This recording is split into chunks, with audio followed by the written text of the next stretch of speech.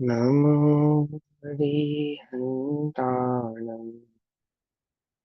नमो सिद्धाणं नमो आयर्याणं नमो अध्यायाणं नमो लोये सवसाहुणम्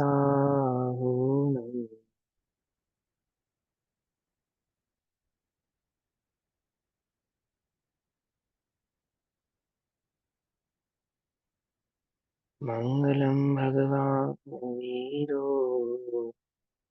मङ्गलं गौतमो मङ्गलं कुन्दकुन्दार्यो जैनधर्मोऽस्तु मङ्गलम् सर्वमङ्गलमाङ्गल्यं सर्वकल्याणकारकम् प्रधानां सर्वधर्माणां जैनं जयतु शासनम्।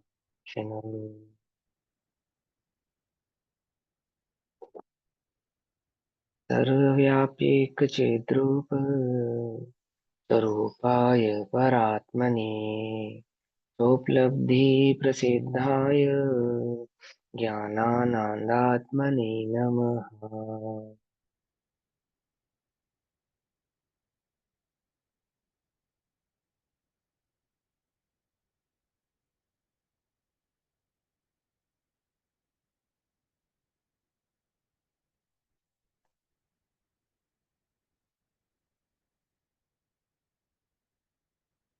हमारी दोपहरकालीन कक्षा का विषय चल रहा है श्री प्रचन सारजी ग्रंथ। श्री प्रचन सारजी का स्वाध्याय हम सभी आचार्य अमृतचंद्र देव द्वारा रचित तत्व प्रदीपिका तथा आचार्य जयसेन द्वारा रचित तात्पर्य वृत्ति टीका के आधार से कर रहे हैं। भाव चल रहा है 33 नंबर की गाथा का कि जो श्रुत ज्ञान से आत्मा को जानते हैं वे ऐसे ज्ञान स्वभावी आत्मा को जानने वाले श्रुत केवली है। हम्म, वो भाव समझाते हैं। भगवान ने उनको अर्थात केवल ज्ञानियों ने उनको श्रुत केवली कहा है। श्रुत केवली कहा है सो किस अपेक्षा से कहा है, इसकी चर्चा हमने कल विस्तार में की है। आज टीका के भाव में क्या है वह उसको पढ़ेंगे। गाथा नंबर 33 तत्व प्रदीपिका, गाथा 33 पेज नंबर 83 प्रवचन सारजी ग्रंथ। जो ही सुदेन विजान दी अपाणम जानगम सहावेण तम सुद केवली मिसणो भणन्ति लोयपत्तिवेयरा। तो श्रुत ज्ञान द्वारा जो जाने ज्ञान स्वभावी आत्म को लोक प्रकाशक ऋषिगण उसको कहते श्रुत केवलिय हो। टीका पढ़ते हैं। सुश्रुत ज्ञान के द्वारा जो ज्ञान स्वभावी आत्मा को जानते हैं, जानते अर्थात अनुभव करते हैं, अनुभव करते हैं सुश्रुत ज्ञान के द्वारा अर्थात देखो, ये भी एक नोट करने वाली बात है। इस सुश्रुत कह रहे हैं तो मति श्रुत ज्ञान की बात कर रहे हैं, क्योंकि जो आगम श्रुत ज्ञान है उसको सुश्रुत कहने की आवश्यकता नहीं है। जिसे हम परंपरा से श्रुत ज्ञान कहते हैं ना आगम, उसको स्पेशली स्पेसिफिकेशन के साथ सु ऐसा शब्द लगाने की उसमें आवश्यकता नहीं है। आगम तो स्वभाव से ही श्रुत ज्ञान यानी कि श्रुत आगम है या श्रुत स्कंद है, वो तो सम्यक ही है, उसमें कोई मिथ्या भाव थोड़ी है। लेकिन यहाँ कहा जा रहा है सुश्रुत ज्ञान, दैट मीन्स यहाँ मति श्रुत ज्ञान की बात है। अर्थात जिसने मतिशुद्ध ज्ञान से उस आत्मा का अनुभव किया। अब आत्मा का अनुभव मतिशुद्ध ज्ञान से होता है ऐसा नहीं, आत्मा का अनुभव तो ज्ञान का अनुभव ज्ञान से होता है। 16 नंबर की गाथा में निश्चय षट कारकों की चर्चा करते समय स्पष्ट कहा ना, ज्ञान का आत्मा ने आत्मा को आत्मा से आत्मा में आत्मामय होकर अनुभव किया, है ना। और आगे की गाथा में ये जब हम कहते हैं सुश्रुत ज्ञान यानी यहाँ ज्ञान स्वभाव की महिमा कह रहे हैं, तो आने वाली गाथा 35 36 37 नंबर की गाथाओं में ये भाव समझाएंगे कि ज्ञान और आत्मा कोई दो थोड़ी है। कि आत्मा ने ज्ञान से आत्मा का अनुभव किया तो ज्ञान कोई आत्मा से पर पदार्थ थोड़ी हो गया। तो वहां हाशिए का उदाहरण देंगे, कुल्हाड़ी या हाशी के उदाहरण से समझाएंगे। वो बात बाद में समझेंगे। यहाँ पे सुश्रुत ज्ञान कहने का तात्पर्य है कि जो विद्यमान तुमको ज्ञान है। आचार्य देव जिनको उपदेश कर रहे हैं, भगवान की दिव्य ध्वनि जो सुन रहे हैं, पढ़ पा रहे हैं, समझ पा रहे हैं, कौन है वे जीव? यदि वे केवली नहीं है तो शुद्ध ज्ञानी अर्थात मति शुद्ध ज्ञान वाले हैं। समझ में ये बात? नहीं समझ में? वे केवली तो सुनेंगे नहीं, ऑब्वियस सी बात है। है ना? जो भगवान की वाणी को सुन रहे हैं, समझ रहे हैं, पढ़ रहे हैं, वे कौन है? वे सभी मति शुद्ध ज्ञान वाले हैं, चाहे वे गणधर है, चाहे वे आचार्य है, सामान्य ग्रस्त है, श्रावक है, मुनिगण है। उन सभी को भगवान कहते हैं कि ये सब श्रुत केवली है। अर्थात श्रुत के स्वभाव भाव का जो निचोड़ है, श्रुत ज्ञान का जो निचोड़ है, उसको धारण करने की योग्यता इनमें है, एक बात। और उन्होंने उसके उसको अनुभव किया है, उस आत्मा का उन्होंने अनुभव किया है, तो इसी के कारण ये शुद्ध केवली है। विस्तार से हमने कल समझा था, टीका के भाव को समझ सकते हैं। जैसे भगवान युगपत परिणमन करते हुए, युगपत परिणमन करते हुए, तो ये भी हमने कल समझा। युगपत कहने का तात्पर्य क्या है? कि जब हम युगपत परिणमन ऐसा कहें तो कितनी बातें हमारे ख्याल में आनी चाहिए, है ना? इस समस्त लोकालोक, एक बात, समस्त लोकालोक के द्रव्य गुण पर्याय, द्रव्य गुण पर्याय में प्रत्येक गुण की अनंत पर्याय, अपने आत्मा के संख्यात प्रदेश, अनंत गुण, अनंत गुणों का परिणमन, और अखंड एक आत्मा की निज स्वभाव से अनुभूति, चैतन्य मात्र की अनुभूति, ये सब एक साथ हो रहा है। इसका मतलब है युगपत। युगपत कहने का मतलब बस एक साथ जान लेते हैं ऐसा नहीं। हालांकि एक साथ जानते हैं इतना कहना भी इनफ, यानी बहुत था। जब एक साथ जानना समझ में नहीं आया ना, तो स्पेसिफिकेशन किया, स्पेसिफाई किया उसको कि भैया द्रव्य गुण पर्याय सबको एक साथ जानते हैं। जब इतना भी समझ में नहीं आया तो फिर ये बतलाया कि प्रत्येक गुण की प्रत्येक पर्यायों को एक साथ जानते हैं। जब इतना भी समझ में नहीं आया तो कि भूत भविष्य वर्तमान की समस्त द्रव्यों की समस्त गुणों की समस्त पर्यायों को एक साथ जानते हैं, वे केवली है। कि तुम बार बार छल ग्रहण करते हो, नहीं इतना जानते हैं, इतना नहीं जानते हैं, ऐसा जानते हैं, ऐसा नहीं जानते हैं, है ना? केवल ज्ञान का स्वभाव समझे बिना ज्ञान स्वरूप की, ज्ञान स्वभाव की आत्मा की महिमा आ नहीं सकती, अनुभव हो नहीं सकता। इस समझ लो बात को ध्यान से, क्योंकि ज्ञान को क्या करना है? ज्ञान को निश्चल करना है, टेंशन फ्री करना है। उपयोग को स्थिर करने के लिए उपयोग से कर्तृत्व के बोध को हटाना है। वो कब हटेगा? कि स्वभाव को समझे बिना नहीं हट सकता। तो किसके स्वभाव को समझे बिना नहीं हट सकता? कि वस्तु के स्वभाव को समझे बिना नहीं हट। तो आप तो ज्ञान का स्वभाव समझा रहे हो, तो बता ला रहे हैं ना कि ज्ञान और आत्मा दो नहीं एक ही है। जब हम ज्ञान स्वभाव की बात कर रहे हैं तो हम आत्मा के ही स्वभाव की बात कर रहे हैं। आत्मा से भिन्न कुछ ज्ञान नहीं है, आत्मा से कुछ और अलग कोई ज्ञान वस्तु हो ऐसा नहीं है। जगत में ऐसे मत हैं जो उस ज्ञान को आत्मा से कोई अन्य वस्तु मानते हैं, लेकिन जिनमत ऐसा नहीं है। ऐसा समझा रहे हैं, देखो क्या कहते हैं। जैसे भगवान युगपत परिणमन करते हुए, परिणमन करते हुए अर्थात परिवर्तते हुए, युगपत परिवर्तते हुए अर्थात केवल ज्ञानमय, जो केवल ज्ञान है ना, केवल ज्ञान को धारण कर कर केवल ज्ञान रूप प्रवृत्ति होती है जिनकी, उसको कहने परिवर्तते हुए, समस्त चैतन्य विशेषों से युक्त, चैतन्य के जो अनंत गुणात्मक भाव है और उन अनंत गुणों में जो अनंतता प्रकट हुई है, अनंत भाव प्रकट हुआ है, अनंत भाव का जो जो जो शुद्धता प्रकट हुई है, उसको कहा चैतन्य विशेषों से युक्त। चैतन्य के विशेष माने, चैतन्य के विशेष माने चैतन्य के अनंत गुण, और उन अनंत गुणों का शायिक परिणमन उन केवली को प्रकट हुआ है। शायिक परिणमन समझते हो? जैसे ज्ञान में अनंतता प्रकट हुई, तो सिर्फ ज्ञान अनंत नहीं हुआ, दर्शन सुख वीर्य अनंत नहीं हुआ। हम तो सब इतना ही कहते हैं ना, अनंत दर्शन, अनंत सुख, अनंत वीर्य, अनंत ज्ञान, इतना ही कहते हैं ना। लेकिन सिर्फ चार गुण अनंत नहीं हुए वहां पर, वहां पर वो संपूर्ण आत्मा अनंत भाव को प्रकट हुआ है। उसके समस्त गुणों में अनंतता प्रकट हुई है, उनके समस्त समस्त भावों में क्षायिक भाव प्रकट हुआ है। क्योंकि क्योंकि आत्मा की पहचान मुख्यतः इन चार गुणों से करा रहे थे, तो इसलिए इन चार गुणों की अपेक्षा से ही वहां पे अनंत दर्शन, अनंत सुख, अनंत वीर्य, अनंत चारित्र आदि भाव आपको कहा। लेकिन यदि आपको आत्मा समझ में आया है तो आपको समझ में आना चाहिए क्या? कि चैतन्य विशेषों से युक्त अर्थात संपूर्ण आत्मा अनंत भाव को जो प्रकट हुआ है, शायिक भाव को प्रकट हुआ है, शुद्ध भाव को प्रकट हुआ है केवल ज्ञान के द्वारा। वो जो अनंत ज्ञान प्रकट हुआ, उस अनंत ज्ञान के द्वारा। अब देखो यहाँ यहाँ टीका में केवल ज्ञान के द्वारा ऐसे शब्द का प्रयोग कर रहे हैं ना, तो ऐसा लग रहा है जैसे आत्मा केवल ज्ञान के द्वारा ये सब कार्य कर रहा है। तो ये भाव उस शिष्य के मन में प्रश्न उठाएगा कि आत्मा ने किसी केवल ज्ञान रूपी कोई वस्तु है जिसके माध्यम से ये सब काम किया है, ये सब कार्य किया है। तो उसका निराकरण करेंगे आगे की गाथाओं में। यहाँ पे मैंने पहले नोटिस करा दिया आपको, अभी समझो क्या कहते हैं। चैतन्य विशेषों से युक्त केवल ज्ञान के द्वारा अनादि निधन। अब अनादि निधन तो आत्मा का स्वभाव है, तो वो केवलियों का भी और मेरा भी है। ठीक। चैतन्य विशेषों से युक्त, तो यहाँ पे लिखा समस्त चैतन्य विशेषों से युक्त।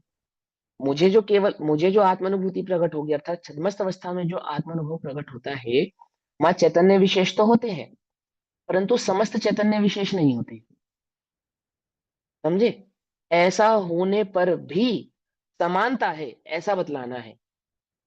वहां समस्त चैतन्य विशेष होंगे केवल ज्ञान में, और यहाँ छद्मस्त अवस्था में चैतन्य विशेष में समस्त भाव नहीं होगा। ऐसा होने पर भी जो उनका अनुभव होगा और जो मेरा अनुभव होगा वो बिल्कुल समान होगा।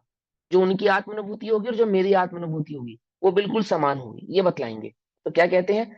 समस्त चैतन्य विशेषों से युक्त केवल ज्ञान के द्वारा अनादि निधन। अनादि निधन वे भी हैं, अनादि निधन मैं भी हूं।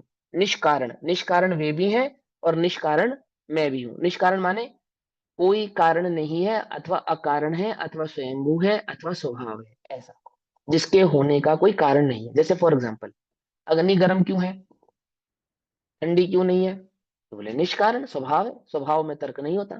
शक्कर मीठी क्यों है?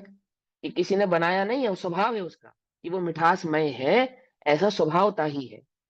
ऐसा तिलों में तेल क्यों है? कि स्वभाव से है। रेत में तेल क्यों नहीं है? कि स्वभाव से है। पानी गीला क्यों है? स्वभाव से है। समझ में ही बात नहीं समझ में? ऐसा निष्कारण मतलब जिसके होने का कोई कारण ना हो, अर्थात जो स्वभाव हो, ऐसा। असाधारण, असाधारण स्वसंवेद्यमान। असाधारण स्वसंवेदनमान क्या? अनुभव जिसका असाधारण गुण है। हम उस चैतन्य की बात कर रहे हैं, हम उन छह द्रव्यों की बात नहीं कर रहे हैं। हम तो उस चैतन्य की बात कर रहे हैं जिसके पास संवेदन भाव नाम का गुण है, असाधारण भाव है, अर्थात वो सभी द्रव्यों पे नहीं, उस चैतन्य आत्मा के पास ही है, ऐसे असाधारण स्वसंवेदन गुण से जो युक्त है। तो मैं भी हूं। और चैतन्य सामान्य जिसकी महिमा है, इतना होने पर भी जो एक चैतन्य मात्र भाव है, इससे अधिक कुछ नहीं है, यही उसकी महिमा है, अर्थात जो खंडित नहीं है। इतने विशेषण होने पर भी, इतने विशेषणों की जिसमें खंडता नहीं है, एक चैतन्य समास अखंड भाव वाला है। तथा जो चेतक स्वभाव से एकत्व होने से, अर्थात जो एक अखंड आत्मा है, चेतक स्वभाव होने से अर्थात एक चैतन्य ज्ञायक भाव भगवान आत्मा है, एक द्रव्य है, एक अखंड द्रव्य है ना, जिसमें किसी प्रकार का भेद नहीं है, प्रभेद नहीं है, भिन्नता नहीं है, उसको कहते हैं यहाँ पर चेतक स्वभाव से एकत्व होने से, अर्थात अखंड होने से। केवल उसको, जो चेतक स्वभाव का एकत्व है ना, ये क्या है इसका मतलब, इसको ब्रैकेट में लिखा है, अकेला, शुद्ध और अखंड। अकेला माने एक, एक, शुद्ध माने जिसमें अशुद्धता नहीं हो, और अखंड माने अर्थात जिसमें खंड नहीं हो। देह अखंड है या खंडित है? देखो, आप अकेला अवतरे, मरे अकेला हुए। शरीर अकेला है ये तो समझ में आता है हमें, शरीर अकेला है ना? तो ये जो शरीर अकेला है, ये खंडित है या अखंड है? खंडित है। पुद्गल परमाणुओं का, अनंत पुद्गल परमाणुओं का पिंड है, स्कंद है। हाँ, वो तो सच सही है, बिल्कुल करेक्ट बात है। लेकिन खंडित है, अगर किसी सामान्य जीव को समझाना हो तो कैसे समझाएंगे?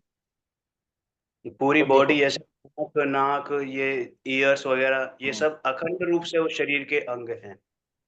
अखंड तो है, लेकिन खंडित कैसे समझाएंगे कि खंडित है? एक अंग तो कटने पर पूरा शरीर का, हाँ मतलब एक, हाँ एक अंग कटने पर पूरा शरीर गायब नहीं हो जाता ना, आंख खराब हो जाए हाँ, जाए तो हाँ, शरीर है ना? नहीं चला। तो इससे क्या सिद्ध हुआ कि शरीर खंडित है, लेकिन आत्मा ऐसा खंडित नहीं है। आत्मा अखंड है। जैसे इस देह में एक उंगली कट जाए, एक हाथ कट जाए, एक पांव कट जाए या कान कट जाए, तो कोई मृत्यु नहीं हो जाती। कदाचित किसी की होती हो, सभी की नहीं हो जाती। एक तीर के लगत कृष्ण की विनश गई काया, कहाँ लगा था? पाँव में, और मर गए। तो ऐसा नहीं कि सभी के साथ ऐसा होता हो। अर्थात देह के खंड होने पर भी जीव के प्राण बचे रह सकते हैं, परंतु आत्मद्रव्य ऐसा नहीं है। कि ज्ञान गुण अलग कर दिया तो जीव द्रव्य बचेगा, अथवा कोई अन्य गुण अलग कर दिया तो जीव द्रव्य बचेगा, वो अखंड है। वहां अकेला होने का तात्पर्य क्या है कि वो एकत्व अखंड भाव वाला है, इसलिए वहां एकत्व भी समझाया, अकेला भी समझाया और अखंड भी समझाया, दो अलग अलग बातें समझाई। शरीर अकेला है और खंडित है, और आत्मा अकेला है परंतु अखंडित है। पकड़ में ही बात है ना। एक लड्डू खंडित है या अखंडित है? एक लड्डू अकेला है पर खंडित है, पर एक आत्मा अकेला भी है और अखंडित भी है। पकड़ में ही बात आती है समझ में? ऐसा। तो क्या कहते हैं, अकेला है, शुद्ध है, अखंड है। जे ऐसे आत्मा का आत्मा से, ऐसे आत्मा को आत्मा से, आत्मा में अनुभव करने के कारण केवली है। केवली भगवान केवली क्यों है? क्यों है? कि वो शुद्ध बुद्ध चैतन्य एक ज्ञायक भाव का अपने में अनुभव करते हैं, और वो भी युगपद। एक विशेषण इसमें जोड़ा, युगपद, अर्थात समस्त लोकालोक को जानते हुए और निज चैतन्य ज्ञायक भाव का, खंड चैतन्य ज्ञायक भाव का अनुभव करते हैं। इस कारण से हम उनको केवली कहते हैं। उनको केवली क्यों कहते हैं, पहले तो ये समझाया। ठीक। अब अपना मिलान करेंगे कि आप हमें शुद्ध केवली क्यों कह रहे हो। उन्हें आप केवली कह रहे हो और हमें शुद्ध केवली कह रहे हो, तो क्यों कह रहे हो? तो कहते सुनो, उसी प्रकार हम भी हम भी क्रमशः परिणमित होते हुए, वहां क्या लिखा था? युगपद परिणमित होते हुए। यहां क्या लिखा? क्रमशः परिणमित होते हुए। Point to be noted. सभी लोगों को ये पॉइंट नोट करना चाहिए। क्यों करना चाहिए? कि कुछ लोग 80 नंबर की गाथा प्रवचन सार में ये अर्थ करेंगे कि उनको केवल ज्ञान है और हमको भी केवल ज्ञान है। क्या कहा? पर्याय से वे भी केवली हैं और पर्याय से हम भी केवली हैं। तो इस प्रकार का छल ग्रहण मत करना, क्योंकि जब हम वहां पर्याय से मिलान करेंगे तो पर्याय से मिलान करने का तात्पर्य वहां केवल ज्ञान नहीं होगा। क्यों नहीं होगा? क्योंकि आचार्य देव ने गाथा नंबर 33 में पहले ही इस बात का निराकरण कर दिया कि भगवान युगपत जानते हैं और यहाँ शुद्ध केवली क्रमशः जानता है। पकड़ में ही बात। यहाँ आत्मानुभव करने वाला वो छद्मस्त जीव का जो ज्ञान पर्याय है वो क्रमशः है, और वहां उन शुद्ध केवली, उन वहां केवली भगवानों की जो ज्ञान पर्याय है वो युगपद है। तो तुम युगपद और क्रमशः में अभेदपना मत कारण कर धारण करना। उनकी और हमारी समानता होने का कारण उनका केवल ज्ञान और मेरा शुद्ध ज्ञान नहीं है। उनकी और मेरी समानता का कारण आत्मानुभूति है, ये समझाएंगे। समझ में आई बात? इसलिए मैंने क्या कहा, 80 नंबर की गाथा समझने के लिए 79 नंबर तक की सारी गाथों को ध्यान से समझना पड़ेगा। ऐसा नहीं है आप एक गाथा मिस कर दें और दूसरी गाथा समझ लें, ऐसा नहीं हो सकता। ठीक। तो देखो क्या कहते हैं, उसी प्रकार हम भी माने जो इस उपदेश को ग्रहण कर रहे हैं, सुन रहे हैं, जिन्होंने इस उपदेश को धारण किया है और धारण करके उस आत्मा का अनुभव किया है, ऐसे ये सम्यक दृष्टि जीव क्रमशः परिणमित होते हुए, क्रमशः परिणमित होते हुए अर्थात, अब क्रमशः परिणमित होते हुए ज्ञान की अपेक्षा से कह रहे हैं। आत्मा का जो परिणमन है वो क्रमशः है, ऐसा नहीं कह रहे हैं। हालांकि जितनी भी पर्याय हैं जो केवलियों की है वो भी क्रमशः ही है, और जो मेरी है वे भी क्रमशः ही है। पर्याय की अपेक्षा से जो परिणमन है समस्त द्रव्यों का, छहो द्रव्यों का, समस्त सिद्धों का, समस्त जीवों का, पर्याय की अपेक्षा से जो परिणमन है सो तो क्रमशः ही है। परंतु यहाँ क्रमशः और वहां युगपत कहने का मतलब है ज्ञान की वह पर्याय जो युगपत होकर समस्त विश्व संसार को जान रही है, अथवा छद्मस्त की वह पर्याय जिसके जानने में क्रम है। क्रम है अर्थात एक बार में एक विषय को तो जाने और अन्य विषय को नहीं जाने, यहाँ उस क्रमशः की बात चल रही है। पॉइंट समझ में आया या नहीं समझ में आया? कोई कंफ्यूजन तो नहीं है किसी को? एक जगह क्रमशः कहा जाता है पर्यायों के स्वभाव को, जिसको कहते हैं क्रमवर्ती पर्याय, अर्थात पर्याय स्वभाव से ही क्रम रूप से परिणमित होती हैं, चाहे वह केवलियों की हो, चाहे वे छद्मस्त की हो, चाहे वे पुद्गल की हो, चाहे वे धर्म की हो, अधर्म की हो, आकाश की। पर्यायों का स्वभाव ही है कि वो क्रमिक भाव से परिणमित होती है, अर्थात एक के बाद एक होती है। लेकिन यहां जब क्रमशः कहा जा रहा है तो यहाँ पे ज्ञान गुण की उस पर्याय की बात कर रहे हैं जो इस लोकालोक समस्त संसार को जानने का कार्य कर रही है। भगवान कैसे जान रहे हैं? कि भगवान आत्मा को और इस समस्त विश्व को एक साथ जान रहे हैं। हम कैसे जान रहे हैं? यदि हम परद्रव्य को जानते हैं तो स्वद्रव्य को नहीं जान पाते, और जब स्वद्रव्य को जानते हैं तब परद्रव्य को युगपत एक साथ होकर नहीं जानते। लब्धि की अपेक्षा से तो जानते हैं। ध्यान से समझना, एक है लब्धि और एक है ज्ञान का युगपत प्रत्यक्षपना। अब ये लब्धि और प्रत्यक्षपना में क्या फर्क होता है? कि फॉर एग्जाम्पल, आप डॉक्टर हो सकते हैं, इंजीनियर हो सकते हैं, है ना, अपने अपने क्षेत्र के कोई व्यापारी हो सकते हैं, ये सब ज्ञान वाले आप हो सकते हैं। अभी शास्त्र पढ़ रहे हैं, अभी आप शास्त्र पढ़ रहे हैं, स्वाध्याय कर रहे हैं, आपका योग उपयोग स्वाध्याय में लगा है। तो इस वक्त जो आप जान रहे हैं वो शास्त्र संबंधी बात का, आपके ज्ञान का विषय वो शास्त्र संबंधी बात बन रही है, तो भी लब्धि में, अर्थात आपकी स्मृति में वो सब भाव पड़ा है या नहीं पड़ा है, डॉक्टर का, इंजीनियरिंग का या अन्य अन्य ज्ञान का, तो वह आप जानते हैं या नहीं जानते हैं? अगर आप में से कोई डॉक्टर हो और अभी आपसे मैं पूछूं कि आप डॉक्टर है या नहीं, अथवा आप डॉक्टर के ज्ञान को जान रहे हैं या नहीं जान रहे, तो आप मना कर देंगे? नहीं ना, जानते हैं, अभी के अभी जानते हैं, पूछो भैया क्या पूछना है, ऐसा तुरंत कह दोगे ना? तो भी ऐसा होने पर भी उस ज्ञान को और इस ज्ञान को एक साथ नहीं जान पाओगे। जिस समय वह उपयोग स्मृति में पड़े हुए उस डॉक्टरी ज्ञान का होगा, तो शास्त्र ज्ञान ज्ञान का विषय नहीं बनेगा, और जिस समय शास्त्र ज्ञान ज्ञान का विषय बनेगा, उस समय वह ज्ञान विषय नहीं बनेगा। लेकिन केवलियों के साथ ऐसा नहीं। तो यहाँ क्रमशः का अर्थ क्या हुआ, ये समझ में आया? चलो आगे चलते हैं। कोशिश करो, जब आप लोगों ने ज्वाइन किया है, इतने लोगों ने, तो वीडियो ऑन करके बैठो, अच्छे से सुनो। आपके चेहरों से मुझे ये बात समझ में आएगी कि आप कितना समझ पा रहे हो, कितना ग्रैब कर पा रहे हो इस बात को, है ना? उसी प्रकार हम भी माने तदमस्त भी, क्रमशः परिणमित होते हुए कितने ही, वहां तो लिखा था समस्त, पीछे क्या लिखा था? समस्त चैतन्य विशेषों से युक्त। यहाँ क्या लिखा है? कितने ही चैतन्य विशेषों से युक्त, ऐसा लिखा ना? नोट किया? पीछे क्या लिखा जब केवलियों की चर्चा की? तो समस्त चैतन्य विशेषों से युक्त कहा। परंतु जब यहाँ सदमस्त की बात की, तो क्या कहा? कितने ही चैतन्य विशेषों से युक्त, यानी समस्त नहीं, सारे नहीं, कितने ही माने जो कुछ उस सम्यक दर्शन के साथ परिणमित हुए हैं, जो कुछ उस अवस्था में परिणमित होने योग्य हैं, जो कुछ उस अवस्था में परिणमित हो सकते हैं या हुए हैं, ऐसा केवलियों ने जाना है। वहां समस्त नहीं हुए, देखो भेद समझा रहे हैं। उनका युगपत यहाँ क्रमशः, उनके समस्त चैतन्य विशेष, यहाँ कुछ चैतन्य विशेष, इतनी भिन्नता होने पर भी वे और हम समान है, ये बतलाएंगे। क्यों बताया इस टीका में ये बात? कि तुम क्या छल ग्रहण मत करना, तुम ऐसा छल मत ग्रहण करना कि आत्मानुभव करने पर तुम केवली हो गए। वहां पर्याय के इस विवेक को भी स्थापित करना है, और उनसे और हमारे समानता को भी स्थापित करना है। आ रही है बात समझ में? नहीं आ रही है? बड़े ध्यान से समझना इस बात को। हाँ भैया पूछो, पूछो पूछो मोहित भैया, क्या पूछना है पूछो। मस्त समस्त जो केवली में आपने कहा, यहाँ पर लिखा है समस्त चैतन्य विशेषों से युक्त, और चैतन्य हाँ विशेष मतलब हो गए मेरे जो अनंत गुण हैं, यही बताया हाँ, था उन आपने। अनंत, उन अनंत गुणों में शायिक भाव जो प्रकट हुआ, अच्छा, अच्छा, तो उसकी अपेक्षा ये से बताया यहाँ था। पर ये नहीं आ रहे हैं। हाँ हाँ, यहाँ पे शायिक भाव प्रकट नहीं हुआ है सब गुणों में। वहां तो ज्ञान में छायिक पना, श्रद्धा में छायिक पना हुआ है, तो ज्ञान में भी छायिक पना हुआ है, चारित्र में भी छायिक पना हुआ है। लेकिन कोई छायिक सम्यक दृष्टि है तो उसकी श्रद्धा तो छायिक हो गई, परंतु उसका ज्ञान तो छायिक नहीं हुआ, उसका चारित्र तो छायिक नहीं हुआ, उसका वीर्य तो छायिक नहीं हुआ, और अनंत गुणों में छायिक पना नहीं हुआ। आया नहीं आया अंतर?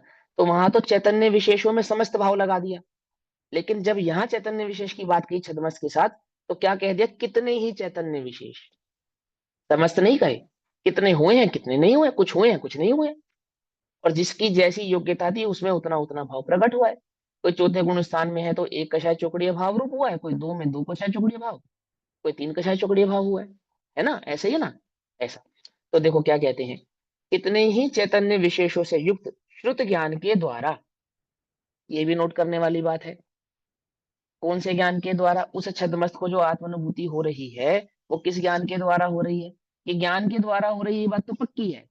ज्ञान में कोई मति श्रुत अवधि आदि का भेद नहीं है, तो भी उस ज्ञान की एक योग्यता है, और उस योग्यता का नाम है शुद्ध ज्ञान। ये नोट करने वाली बात है या नहीं? आचार्य अमरचंद्र देव समझा रहे हैं, मूल टीका में कह रहे हैं, क्या कह रहे हैं? शुद्ध ज्ञान के द्वारा। कोई कहे आत्मानुभूति कौन से ज्ञान में होती है, बोलो? तो मति शुद्ध ज्ञान में होती है, स्वीकार करना पड़ेगा। शुद्ध ज्ञान कहने का तात्पर्य मति श्रुत, क्योंकि मति के बिना श्रुत और श्रुत के बिना मति नहीं होता। समझे?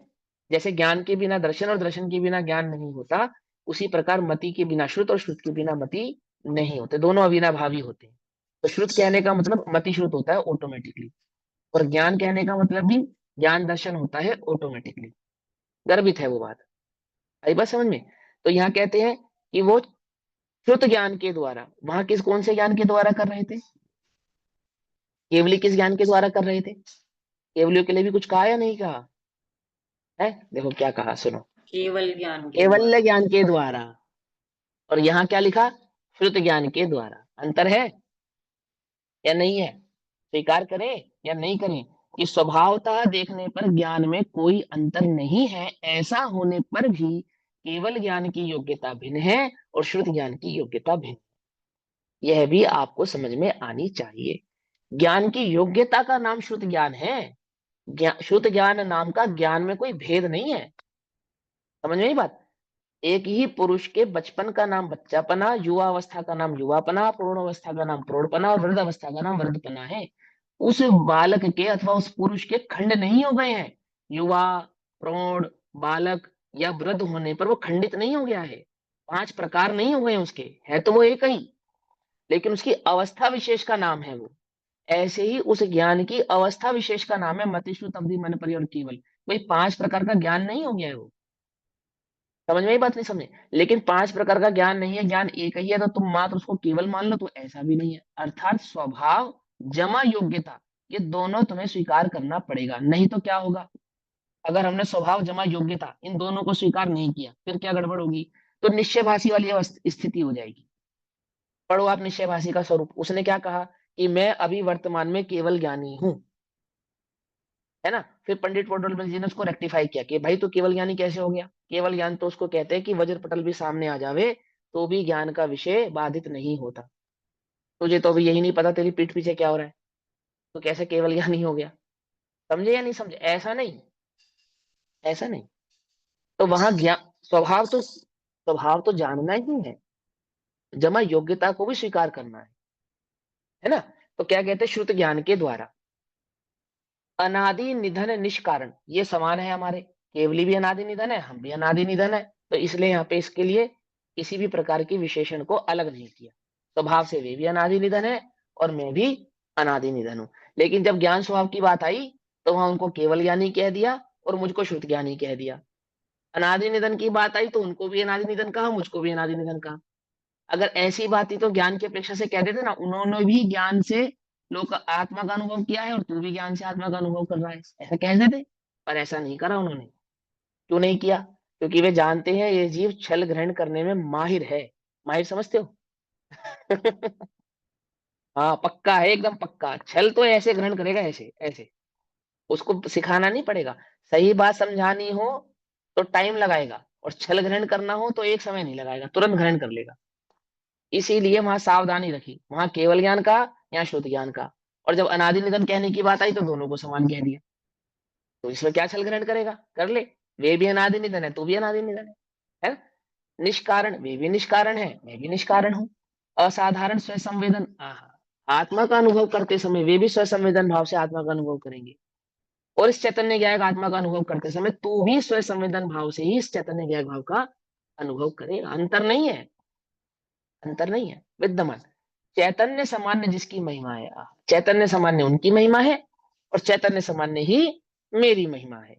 तथा जो चेतक स्वभाव से एकत्व होने से केवल अकेला है, केवल माने अकेला, एक है। अकेला है कहने का तात्पर्य एकत्व को धारण करने वाला है, जिसमें पर भाव का अंश मात्र भी नहीं है, उसको कहते हैं एकत्व या अकेला। हम्म?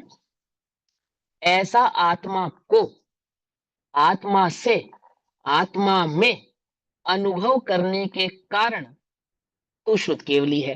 वे केवल ज्ञानी है और तू शुद्ध केवली है, किसके कारण, कि वे युगपत जानते हैं और तू क्रम से जानता है, इस कारण नहीं कि उनके समस्त चैतन्य विशेष प्रकट हुए और तेरे कुछ चैतन्य विशेष प्रकट हुए, इस कारण नहीं। अथवा वे अनादि निधन है और तू अनादि निधन है, इस कारण भी नहीं। वे चैतन्य असाधारण स्वभाव वाले हैं, तू भी चैतन्य साधारण स्वभाव वाला है, इस कारण भी नहीं। तो फिर किस कारण, कि वे भी उस स्व संवेदन आत्मा का अनुभव करते हैं और तू भी स्व संवेदन इस निज चैतन्य ज्ञायक भाव का अनुभव करता है, इस कारण तो श्रुत केवली है और हम उनको केवली कह देते हैं। केवली क्यों कह देते हैं? क्योंकि इतने इतने कारण उनके साथ है और आमुक आमुक कारण तेरे साथ नहीं है। इसीलिए विशेष जानने की आकांक्षा के क्षोभ से बस हो। यदि तुम्हें बहुत जानने की इच्छा है, विशेष जानने की आकांक्षा मतलब इच्छा होना, मैं अमुक भी जानूं, ये भी जानूं, इतना जानूं, इतना जानूं। अरे केवली भी तो जानते हैं, मैं जान लूंगा तो क्या हुआ, और नहीं जानूंगा तो केवली कैसे बनूंगा। ऐसी विशेष आकांक्षा के जानने के क्षोभ से मुक्त हो जाओ, क्योंकि श्रुत केवली होने के लिए अथवा केवली होने के लिए कुछ नहीं करना, स्वरूप निश्चल ही रहना है, ऐसा कह रहे। क्या करना? हम तो स्वरूप निश्चल ही रहते हैं। बहुत जानने की आकांक्षा से, आकांक्षा के क्षोभ से बस हो, बस कर। ये भी जानो, ये भी जानो, ये भी जानो, इस भाव से बस कर, अर्थात ज्ञेयाकारों में अटकना बस कर। समझे? दोनों भाव। अब देखो उसका भावार्थ समझते हैं। भगवान समस्त पदार्थों को जानते हैं, हम समस्त पदार्थों को नहीं जानते। तो भगवान समस्त पदार्थों को जानते हैं, मात्र इसलिए ही वे केवली नहीं कहलाते। क्योंकि वे समस्त पदार्थों को जानते हैं इसीलिए वे केवली कहलाते हैं। तो बोले सिर्फ ये कारण नहीं है, ये कारण नहीं है ऐसा नहीं, सिर्फ ये कारण नहीं है, अर्थात ये कारण तो है ही, परंतु मात्र इतना कारण नहीं है। पकड़ में आई बात? नहीं पकड़ में आई? समझ में आती है ना बात? है ना? दूल्हा कौन बनता है? लड़का बनता है या लड़की बनती है? दूल्हा लड़का बनता है, दूल्हा है लड़का बनता है। तो 4 वर्ष का बच्चा कहने लगा मुझे दूल्हा बनना है, क्यों भाई? तू दूल्हा नहीं बन सकता। ऐसे कैसे नहीं बन सकता? भाई पुरुष दूल्हा बनता है, वो बन रहा है, वो भी पुरुष है, मैं भी पुरुष हूँ। ये बात तो पक्की है, ये बात तो सच्ची है कि दूल्हा तो पुरुष ही बनेगा, परंतु उसमें बनने की योग्यता है अभी, और तुझ में नहीं है। अंतर है ना? अंतर है। तो क्या कहते हैं देखो, भगवान समस्त पदार्थों को जानते हैं, मात्र इसलिए केवली नहीं है। तुम ये मत समझो कि समस्त पदार्थों को जानते हैं इसलिए केवली नहीं है, ऐसा नहीं कह रहे हैं। ये कारण तो है, ये कारण तो है, लेकिन सिर्फ ये कारण नहीं है। पकड़ में ये बात? ये कारण तो स्वीकार कर रहे हैं हम कि ये कारण तो है, लेकिन सिर्फ ये कारण नहीं है। तो फिर और क्या कारण है? किंतु केवल अर्थात शुद्ध आत्मा को जानने अनुभव करने से केवली कहलाते हैं। क्या कहा? समस्त लोकालोक को जानते हैं, जमा उस आत्मा का, अपने नित्य चैतन्य आत्मा का अनुभव करते हैं, इसके कारण वे केवली कहलाते हैं। अच्छा, केवल शुद्ध आत्मा को जानने अनुभव करने वाले शुद्ध केवली भी शुद्ध केवली कहलाता है, श्रुत ज्ञानी भी श्रुत केवली कहलाता है। अब यहाँ श्रुत ज्ञानी भी श्रुत केवली कहलाता है का मतलब क्या है? अर्थात जिसके ज्ञान की योग्यता मति श्रुत रूप है, ऐसा मति श्रुत ज्ञानी श्रुत केवली कहलाता है। और वहां वहां केवल ज्ञानी केवली कहलाते हैं। कुछ अंतर आया समझ में या नहीं आया? वो केवल ज्ञानी इसीलिए केवली कहलाते हैं, और तेरे ज्ञान की योग्यता मति श्रुत है इसलिए तू श्रुत केवली कहलाता है। पकड़ में आई बात? नहीं पकड़ में आई? तो क्या कहते हैं कि देख, केवली और केवली की अपेक्षा से तो तुम दोनों समान हो ना। वहां केवल शब्द है ना, केवल, केवल ज्ञान, केवल ज्ञान, और यहाँ पे श्रुत ज्ञान। तो क्या कह रहे हैं कि वो श्रुत की उपाधि हटा दो और वहां से केवल ज्ञान में से केवल की उपाधि हटा दो, तो दोनों जो बचेंगे केवली बचेंगे। तू भी केवली बनेगा और वो भी केवली बनेगा। तो केवली कहने का तात्पर्य क्या है कि यहाँ केवली कहने से हम आत्मा की अनुभूति कह रहे हैं। जब हम कहते हैं केवल ज्ञान, समझना ध्यान से, तो हम कहना चाहते हैं युगपद लोकालोक को जानने के साथ आत्मा का अनुभव। और जब हम कहते हैं श्रुत ज्ञान, तो कुछ जानने के साथ, यानी कि आत्मा का अनुभव मात्र, मति श्रुत ज्ञान में आत्मानुभूति की योग्यता। लेकिन जब हम कह रहे हैं केवली, तो वहां पे भी हम आत्मा की मुख्यता कर रहे हैं और यहाँ पे भी हम आत्मा की मुख्यता कर रहे हैं, ऐसा कह रहे हैं। ठीक? केवली और शुद्ध केवली में इतना मात्र अंतर है कि जिसमें चैतन्य के समस्त विशेष, चैतन्य के समस्त विशेष मतलब चैतन्य के समस्त गुण, समस्त गुण, ठीक है ना? तो क्या कहते हैं, केवली और शुद्ध केवली में क्या अंतर है, मुझ में और उन केवल यानी भगवान में क्या अंतर है? कि भैया आपकी बात नहीं कर रहे, शुद्ध केवली की बात कर रहे हैं। क्या कहा? कुछ बात समझ नहीं? श्रुत केवली कहने का तात्पर्य यहाँ पे क्या है? वो द्रव्य शुद्ध को धारण करने वाला श्रुत केवली की बात नहीं चल रही है। आत्मानुभव जिसने किया है उस श्रुत केवली की बात चल रही है, क्योंकि अनुभूति छद्मस्त अवस्था में जिस ज्ञान में होगी वो ज्ञान मतिश्रुत कहलाता है। इस अपेक्षा से उसको श्रुत केवली कह रहे हैं। समझे ना? कल की क्लास सभी ने ध्यान से सुनी थी ना, तो मुझे वो रिपीट करने की आवश्यकता नहीं है यहाँ पर। चलो आगे चलते हैं। केवली और श्रुत केवली में इतना मात्र अंतर है कि जिसमें चैतन्य के समस्त विशेष एक ही साथ परिणमित होते हैं, ऐसे केवल ज्ञान के द्वारा केवली केवल आत्मा का अनुभव करते हैं। चैतन्य के समस्त विशेष एक साथ परिणमित होते हुए केवली एकमात्र आत्मा का अनुभव करते हैं। एकमात्र आत्मा को जानते हैं ऐसा नहीं, एक बात। और अनुभव की जगह जानते भी लिखते ना, तो वहां पे जानते का अर्थ अनुभव ही होता है। ये बात है मालूम या नहीं मालूम? जानते का एक अर्थ नहीं होता है। पर द्रव्य को जानते हैं और स्वद्रव्य को जानते हैं, क्या अंतर है? जब पर द्रव्य को जानते हैं तो पर द्रव्य का अनुभव नहीं करते हैं, लेकिन स्वद्रव्य को जानते हैं तो अनुभूति के साथ जानते हैं। ऐसा अध्यात्म का भाव तुम्हें समझ में आना चाहिए। तो भी यहां जब भावार्थ लिखा गया तो इस बात को स्पष्ट कर दिया गया कि वहां केवली चैतन्य के समस्त विशेषों के साथ साथ उस चैतन्य के समस्त विशेषों को जानने पर भी अनुभव आत्मा का करते हैं। केवल आत्म भाव का नहीं, मात्र चैतन्य भाव का अनुभव करते हैं। और जितने जिसमें चैतन्य के कुछ विशेष क्रमशः परिणमित होते हैं, ऐसे श्रुत ज्ञान के द्वारा चैतन्य के कुछ विशेष क्रमशः परिणमित होते हैं, आदि आदि ये चर्चा हम ऊपर समझा चुके हैं आपको। के द्वारा श्रुत केवली केवल आत्मा का अनुभव करते हैं। तो वे भी केवल आत्मा का अनुभव करते हैं और हम भी केवल आत्मा का अनुभव करते हैं। अर्थात तो श्रुत केवली दीपक के समान श्रुत ज्ञान के द्वारा आत्मा को देखते और अनुभव करते हैं, तथा केवली सूर्य के समान केवल ज्ञान के द्वारा आत्मा को देखते और अनुभव करते हैं। अब ये एक उपाधि आप लोगों को समझाने के लिए भावार्थ में लिखी है कि ये दीपक के समान, यानी श्रुत ज्ञानी दीपक के समान और केवली भगवान सूर्य के समान अनुभव करते हैं। इस प्रकार केवली और श्रुत केवली में स्वरूप स्थिरता की तारतम्यता रूप भेद ही मुख्य है। स्वरूप स्थिरता की तारतम्यता रूप भेद ही मुख्य, अर्थात वे अनंत स्थिरता वाले हैं और ये क्षणिक स्थिरता वाला है। बस इतना ही उनके बीच में अंतर है स्थिरता की अपेक्षा। लेकिन जितनी देर वे केवली भगवान उस आत्मा का अनुभव तो अनंत काल तक करेंगे, लेकिन एक समय में जितना अनुभव करेंगे और जैसा अनुभव करेंगे। और यहाँ ये छद्मस्त जितनी देर भी उस आत्मा का अनुभव करेगा, इस आत्मा के अनुभव में जो सुख इस छद्मस्त को होगा और उन केवलियों को हो रहा है। इन दोनों के सुख में कोई अंतर नहीं है, ऐसा है। कंबड़ पदार्थ जानने रूप भेद अत्यंत गौण है। अर्थात वहां केवली युगपत सारे लोकालोक को जानते हैं और यहाँ तुम सिर्फ आत्मा को जानते हो, अनुभूति के काल में पर द्रव्य को नहीं जानते हो। इस बात को गौण कर दिया गया है। और किस बात को मुख्य कर लिया गया है? आत्मा की अनुभूति को मुख्य कर लिया गया है, ऐसा। इसलिए अधिक जानने की इच्छा का क्षोभ छोड़कर स्वरूप में ही निश्चल रहना योग्य है।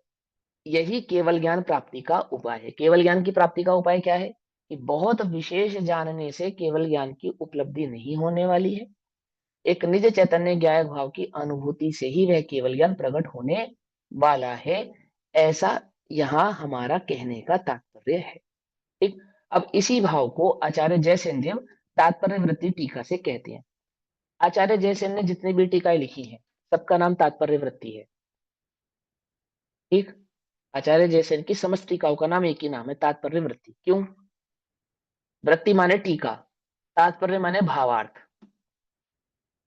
आपने जो टीका पढ़ी, आपने जो गाथा पढ़ी, आचार्य कुंद देव की जो आपने गाथा पढ़ी, और आचार्य कुंद देव की गाथा के बाद आपने हमारे परंपरा गुरु आचार्य अमृतचंद्र देव की जो गाथा टीका पढ़ी, उसको पढ़ने के बाद जो उसका भाव है वो इस प्रकार है। पकड़ में बात? यदि आपको बहुत विशेष वहां नहीं समझ में आया है, या कोई त्रुटि रह गई है, या कोई कंफ्यूजन आपको हो रहा है, तो उसका भाव इस प्रकार है, ऐसा आचार्य जयसेन देव कह रहे हैं। आचार्य जयसेन देव ये नहीं कह रहे कि मैं कोई टीका लिख रहा हूं। हालांकि आचार्य जयसेन देव के द्वारा कही गई टीका का नाम तात्पर्य वृत्ति है, तो भी वहां तात्पर्य वृत्ति कहकर आचार्य जयसेन देव ये कहना चाहते हैं कि मैं कोई स्वतंत्र बात नहीं कह रहा हूं। मैं तो आपसे बस इतना कहूंगा कि आपने जो आचार्य अमरचंद्र देव और आचार्य कुंद देव को पढ़ा, उसका भाव यहाँ।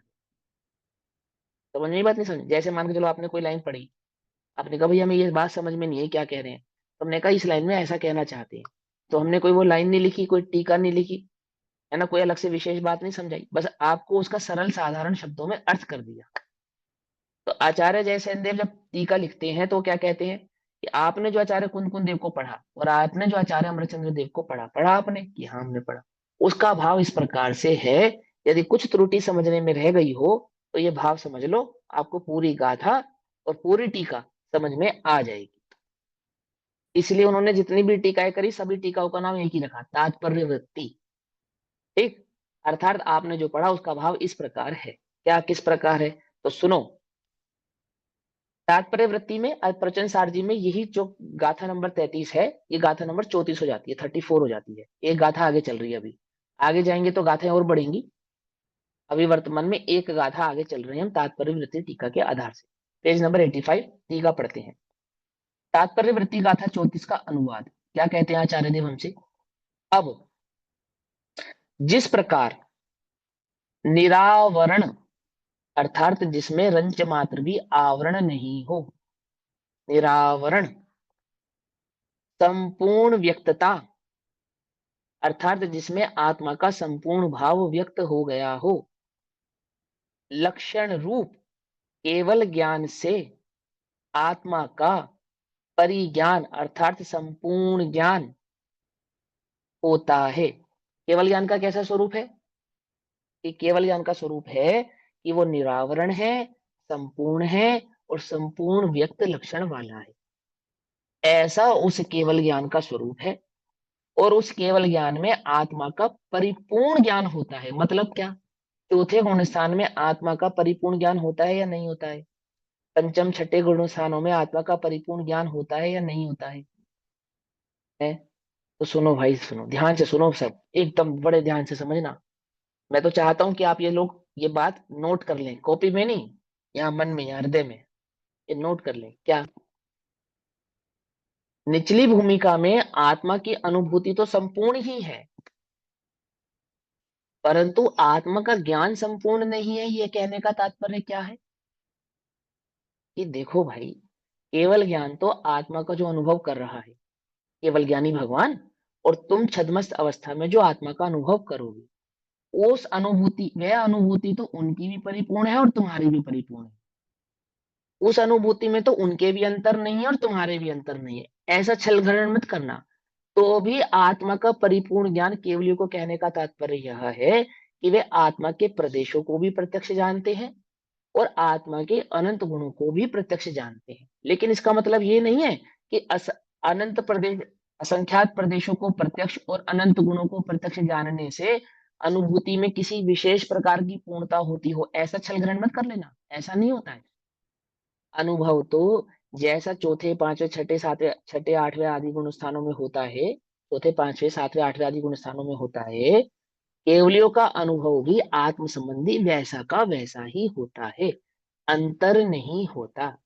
परंतु विशेष संपूर्ण ज्ञान कहने का तात्पर्य बस इतना है कि वह केवल ज्ञान उस आत्मा का अनुभव करते समय भी आत्मा के असंख्यात प्रदेशों को और अनंत गुणों को प्रत्यक्ष देखते जानते हैं, अनुभव नहीं करते हैं। क्या कह रहा हूं, भैया आत्मा का अनुभव नहीं करते हैं, आत्मा का अनुभव तो करते हैं, परंतु आत्मा के अनंत गुण और असंख्यात प्रदेशों का अनुभव नहीं करते हैं। भैया आप तो हमें कंफ्यूज कर दोगे। क्या कहा, समझे, नहीं समझे, भाई देखो देखो, ज्ञान का करते तो आत्मा, ज्ञान में सभी गुण आ जाते हैं ना। हाँ हाँ, आत्मा के अनंत गुणों का अनुभव करना और आत्मा का अनुभव करना, इसमें क्या अंतर है भैया, कि देखो, आत्मा का अनुभव करना अर्थात अखंड चैतन्य ज्ञान भास, एक अखंड चैतन्य भाव मात्र की अनुभूति केवली को भी है और अखंड चैतन्य ज्ञान मात्र आत्मा की अनुभूति इस छद्मस्त अवस्था में इस जीव को भी है ना। तो भी हम उस ज्ञान के अनुभव को ही अनंत गुणों का अनुभव यहाँ पे भी कहते हैं और वहां केवल ज्ञान में भी कहते हैं, जबकि यहाँ हम अनंत गुणों को सिर्फ और सिर्फ आगम के आधार से स्वीकारते हैं और वहां वे अनंत गुणों को प्रत्यक्ष जानते हैं। दो बातें समझ में, ऐसा होने पर भी प्रत्यक्ष अनंत गुणों को जानकर अनंत गुणात्मक आत्मा ऐसे अनंत गुणों का अनुभव नहीं करते। एक आत्म भाव जैसा इस छद्मस्त अवस्था में किया था, वैसा का वैसा ही अनुभव वहां होता है। कोई अनंत गुणों का विशेष या भिन्न भिन्न या अलग अलग अनुभव होता हो, ऐसा केवल ज्ञान में होता नहीं है। यदि वो केवल ज्ञान ऐसा करेगा तो खंडित हो जाएगा, केवल ज्ञान नहीं रहेगा, गड़बड़ हो जाएगी पूरी की पूरी। आत्मा के अनंत गुणों को जानता है, परंतु अनंत गुणों का भिन्न भिन्न अनुभव नहीं करता है। पकड़ में ही बात। छद्मस्त अनंत गुणों को नहीं जानता है, तो भी अखंडित और संपूर्ण आत्मा का अनुभव करता है। केवल ज्ञानी आत्मा के अनंत गुणों को जानते हैं, तो भी अनंत गुणों का भिन्न भिन्न अनुभव नहीं करते। एक अखंड संपूर्ण चैतन्य ज्ञान भाव मात्र का ही अनुभव वहां होता है, एक अखंड चैतन्य ज्ञान भाव मात्र का ही अनुभव यहाँ होता है। भले ही हम यहाँ अनंत गुणों को प्रत्यक्ष ना जाने, और भले ही वे अनंत गुणों को प्रत्यक्ष वहां जाने। पकड़ में ही बात। पकड़ में आती है नहीं आती है? देखो सुनो, केमिस्ट्री के प्रोफेसर को शक्कर की सभी प्रकार की प्रॉपर्टी का एक्यूरेट ज्ञान है। फिर बोलूं, केमिस्ट्री के प्रोफेसर को शक्कर की बायोलॉजिकली वो कैसे बनी है, उसमें क्या क्या है, उसकी प्रॉपर्टी है, उसकी प्रोस्पेरिटी है, जो भी उसके अंदर केमिकल रिएक्शन है, आदि आदि आदि, और बड़ी बारीकी से वो जानता है। और उसने शक्कर के एक कण को एक किताब में, पूरी किताब में उस शक्कर के एक कण की विशेष व्याख्या की है। पूरी व्याख्या, कब बनी, कैसे बनी, उसमें क्रिस्टलाइज कैसे हुआ, उसमें सफेदपना कैसे आया, उसका क्रिस्टल आकार कैसे बना, आदि आदि, और इन केमिकल रिएक्शंस में उसके साथ क्या होता है, सर्दी गर्मी धूप बरसात आदि पड़ने पर शक्कर किस प्रकार का रिएक्ट करती है, अथवा लोहे के संदर्भ में आने पर, पीतल के संपर्क में आने पर, अधिक गर्म हो जाने पर वो किस किस तरह का रिएक्शन करती है, सब वो प्रॉपर्टी वो जानता है जो केमिस्ट्री का प्रोफेसर है।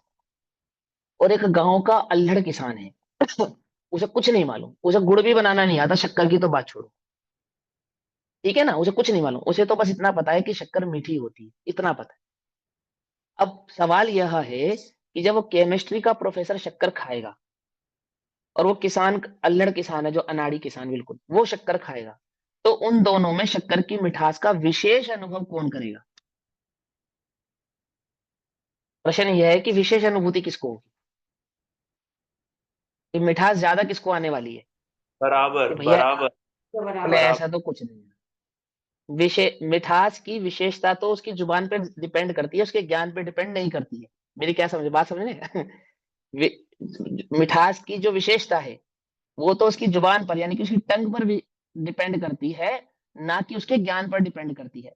अगर दोनों की जुबान में टेस्ट करने की सामर्थ्य समान होगी, तो अनुभव तो मिठास का दोनों समान ही करेंगे। ऐसा कुछ नहीं है कि केमिस्ट्री के प्रोफेसर ज्यादा डिटेल में जानता है तो ज्यादा अनुभूति उसको शक्कर की मिठास का आने वाली है, ऐसा तो नहीं है ना। बस ऐसा ही इस केवल ज्ञान और छद्मस्त ज्ञान का है कि हम आत्मा की इतने डिटेल, इतनी बारीकी को भले ही विशेषता से नहीं पहचानते और जानते हो जितना केवल ज्ञान जानता पहचानते, तो भी अनुभूति दोनों की समान ही होती है, अंतर पड़ता नहीं है। समझ में आई बात या नहीं समझ में? ये समझने वाली एक बात है। तो देखो क्या कहते हैं यहाँ पर। अब जिस प्रकार पहले तो केवल ज्ञान का विशेषण समझा रहे हैं कि केवल ज्ञान कैसा है, कि जो निरावरण है, संपूर्ण व्यक्त लक्षण वाला है, ऐसा वो जो केवल ज्ञान है वो आत्मा का परिज्ञान अर्थात संपूर्ण ज्ञान उस केवल ज्ञान में होता है। अर्थात वह आत्मा के अनंत गुणों को भी प्रत्यक्ष जानता है, असंख्यात प्रदेशों को भी प्रत्यक्ष जानता है, समस्त भावों को प्रत्यक्ष जानने वाला है। उसी प्रकार आवरण सहित एक देश व्यक्तता लक्षण रूप केवल ज्ञान की उत्पत्ति के कारणभूत संवेदन भाव श्रुत ज्ञान से भी आत्मा का परिज्ञान होता है। हमने केवल ज्ञान के बारे में क्या बताया तुमको? वो परिपूर्ण जानता है। कहते हैं कि अब सुनो, ये तो तुमने केवल ज्ञान की महिमा सुनी, अब अपने ज्ञान की महिमा सुनो कि जो तुम्हारे पास ज्ञान उपलब्ध है जिसको हम श्रुत ज्ञान कह रहे हैं, उस श्रुत ज्ञान की महिमा कैसी है, कि वो श्रुत ज्ञान किन किन लक्षणों वाला है, कि वो आवरण सहित है। केवल ज्ञान तो निरावरण है, परंतु वह श्रुत ज्ञान आवरण सहित है, एक बात। फिर एक देश व्यक्तता लक्षण रूप है। केवल ज्ञान तो संपूर्ण व्यक्तता लक्षण रूप है, लेकिन तुम्हारा ज्ञान कुछ व्यक्तता लक्षण भाव वाला है, अर्थात उसमें कुछ भाव ही व्यक्त हो सकता है, संपूर्ण भाव व्यक्त नहीं होता।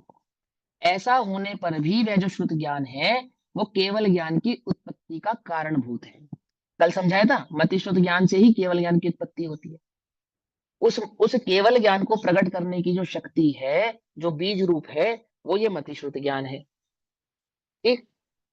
और स्व संवेदन रूप भाव श्रुत से भी आत्मा का परिज्ञान होता है, अर्थात संपूर्ण आत्मा का अनुभव इतना इस ज्ञान में ऐसा होने पर भी जो एक देश जाने, संपूर्ण ना जाने, आवरण सहित हो, ऐसा होने पर भी, और जो स्वयं केवल ज्ञान ना होकर केवल ज्ञान की उत्पत्ति का कारण हो, ऐसा होने पर भी उस ज्ञान में जब आत्मा की अनुभूति होती है तो संपूर्ण ही होती है, जैसी उन केवलियों को हो रही है ऐसी ही होती है, कुछ अलग होती नहीं है, ऐसा कह रहे।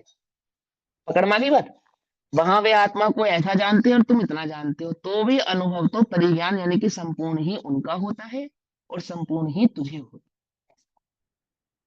ऐसा निश्चय करते हैं, ऐसा तुझे हम गारंटी से कहते हैं। निश्चय करते हैं मतलब क्या हुआ कि ऐसा हम तुझे गारंटी से बतला रहे हैं। पकड़ गए। हम तुझे पूरी पक्की प्रमाणिकता से ये बात कह रहे हैं कि ये ऐसा ही है। निश्चय करते हैं कि हम तो उस बात को मानो, हम स्वयं केवली होकर तुझसे प्रत्यक्ष ये बात कह रहे हैं। क्यों? क्योंकि हम नहीं कह रहे हैं, केवली भड़िदम, ऐसा केवल ज्ञानियों ने स्वयं कहा है कि छदमस्त का ज्ञान भी उस आत्मा को ऐसा ही अनुभवता है जैसा ये केवल ज्ञान इस निज चैतन्य ज्ञायक भाव का अनुभव करता है। इसलिए हमें इस बात का निश्चय है, पक्का प्रमाण है। ऐसे ही नहीं कह रहे हम, ऐसा कह रहे हैं, निश्चय करते हैं, गारंटी देते हैं। भैया अथवा द्वितीय पत्नी भैया का। जी, हाँ, क्वालिटी और क्वांटिटी दोनों एक सी रहेंगी क्या? तो यहाँ पे क्वांटिटी क्वालिटी तो समान ही रहेगी। हम्म। अब तुम क्वांटिटी किसको कहते हो हमें नहीं मालूम, सीधी बात। किसको कहते हो क्वांटिटी, बोलो। क्वांटिटी की देखो, आप मेरी एक बात सुनो। तुम बाजार में गए, तुमने चावल पसंद किया, तुमने चावल पसंद करा, चखा, जो भी किया, उसके बाद तुम क्वांटिटी की बात करो। क्या कहा? अभी तो तुम्हें चावल पसंद ही नहीं आया, तुमने उसे चखा ही नहीं, और तुम उससे पूछते हो कि कितना मिल जाएगा। वो कह रहा है भाई कितना मिल जाएगा बाद में कहना, तुम्हें लेना कौन सा है पहले ये बतलाओ। क्या कहा? कुछ बात समझ में आई नहीं। सौदे की क्वांटिटी तो तब तय होती है जब सौदा पटता है, ऐसा है या नहीं है? सौदा पटा ही नहीं तो क्वांटिटी की बात तय होती ही नहीं। हमें वो चावल कितना मिल जाएगा जो हमें खरीदना नहीं, बोलो कितना मिल जाएगा? वो चावल जो हमें खरीदना नहीं, वो हमें कितना मिल जाएगा, बोलो। है? तुम पहले नक्की तो करो तुम्हें खरीदना कौन सा है, ऐसे कहेगा ना दुकानदार, है ना? तो हम तुम्हें क्वांटिटी का मिलान कर देंगे, चिंता नहीं करो। पहले तुम क्वालिटी बताओ, तुम्हें नक्की क्या हुआ, किसकी क्वालिटी तुम्हें पसंद आई है, जिसकी क्वांटिटी तुम चाह रहे हो। क्या? अर्थात वो आत्मानुभूति जो प्रकट होगी, वो तुम्हें क्वांटिटी का और क्वालिटी का निर्णय अपने आप करा देगी। क्यों घबराते हो, इस चक्कर में क्यों पड़ते हो कि उनकी ज्यादा हमारी कम है ही नहीं?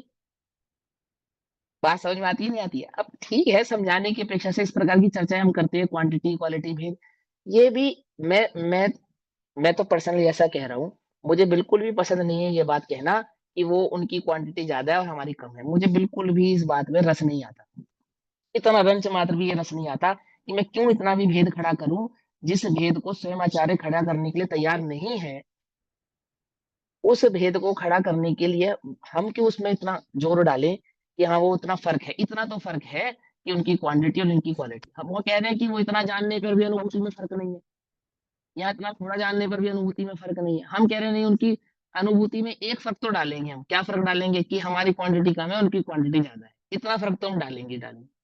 तो वही तो कहा आचार्य ने कि काल अनादि का से छल काल ग्रहण का कर समय रहे हैं। डलेगा बस। हाँ, अब वो ये जो काल का है ना जो आप कर रहे हो, ये आचार्य नहीं डाल रहे, मैं ये कहना चाह रहा हूँ। पता तो उन्हें भी है, पर वो आपसे ये बात कहेंगे नहीं। पता तो उन्हें भी है कि तुझे कितनी देर होगी और उनको कितनी देर होगी, पता तो उन्हें भी है। लेकिन वो कहेंगे, हम वो चर्चा ही नहीं करेंगे इस बात की। मतलब ही नहीं है, बोले कुछ कुछ लॉजिक नहीं है इन चर्चाओं में कि इतना भेद भी क्यों डालें, क्वांटिटी का भेद भी क्यों डालें। हम तो नहीं डालेंगे। अनुभूति में क्वांटिटी का भेद भी स्वीकार नहीं है। किसको? इसको, वो जो अनुभूति करके बैठे हैं और बतला रहे हैं कि अनुभव ऐसा होगा, उनको वो नहीं कहेंगे आपसे कि वो बस इतना इतना अंतर जानो कि वो क्वांटिटी का अंतर है। बोले कोई अंतर नहीं है, ये कह रहे कोई अंतर नहीं है, मतलब कोई अंतर नहीं है।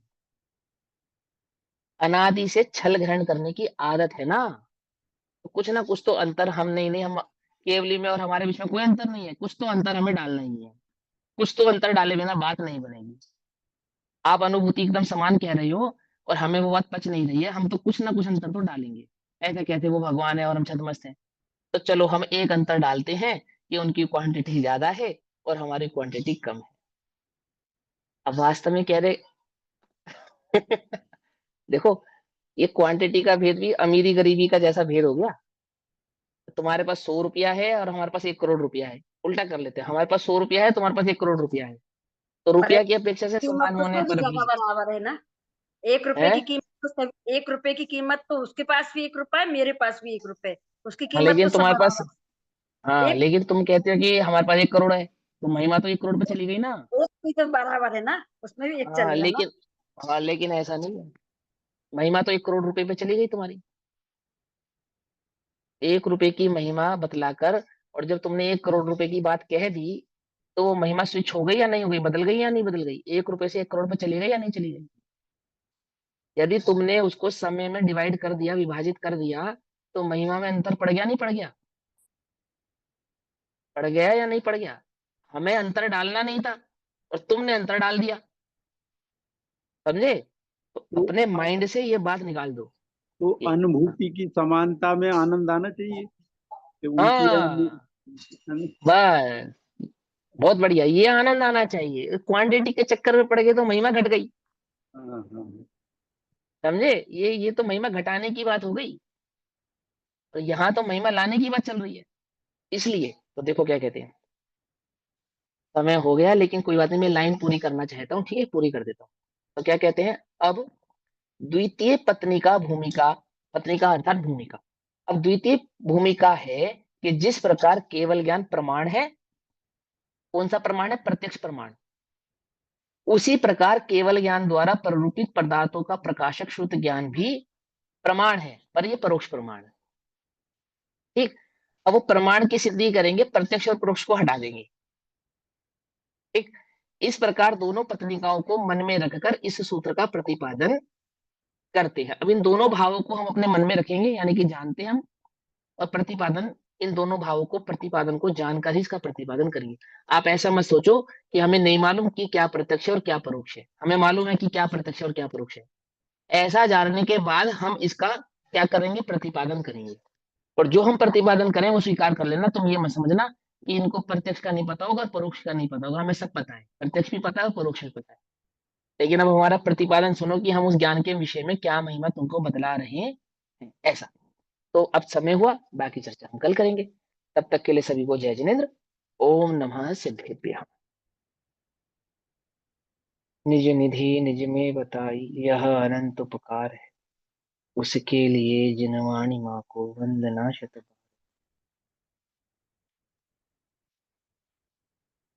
नमो रिहंत।